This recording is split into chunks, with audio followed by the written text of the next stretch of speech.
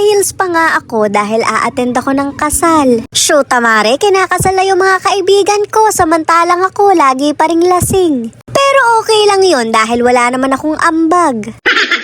Hinahanap ko nga yung tinabi kong pang Sharon pero hindi ko matagpuan. Nagpatulong na ako sa sugar daddy ko at sa kanya ko yun pinatago. Grabe naman tong tao na to, ayaw na nga akong pakasalan, ayaw pa akong pagbaluti ng ulam.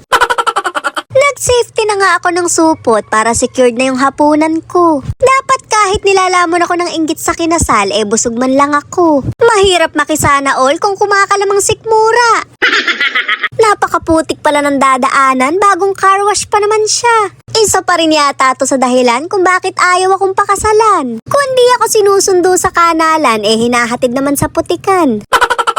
Nandito na nga kami at nag-ayos-ayos muna ako. Hindi na ako ganong nagpaganda at baka mapagkamalan pa akong tututol. Handa na minudo ang pinunta ko dito at hindi gulo.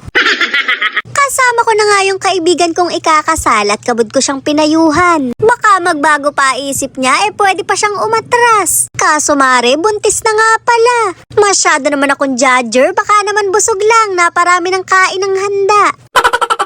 Kumukuha na nga ako ng handa at sinusulit ko na talaga. Kahit bantayan mo pa yung kada sandok ko, hindi ako magpapatinag. Isang beses ka lang naman ikakasal kaya dadalain na kita.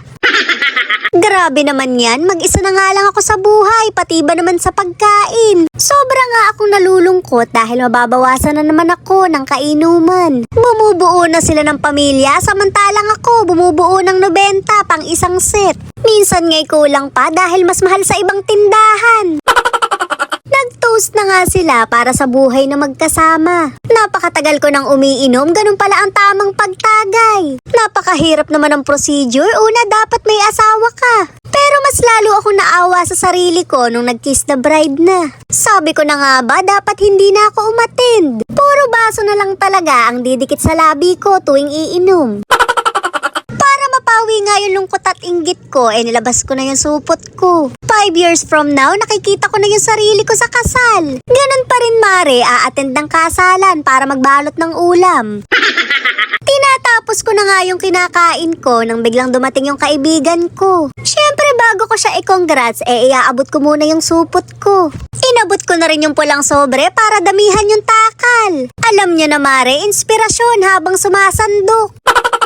Gusto na nga niyang buksan pero pinigil ko. Sa bahay na lang kako para surprise. Makikita niya kasing 20 lang yung laman, baka hindi na ako pauwian. Abay, hindi naman ako ninang, okay na yung etneb-etneb lang.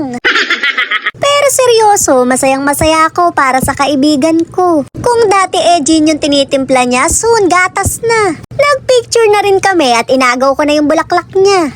Ako na nagdesisyon mare, ako na yung susunod na ikakasal.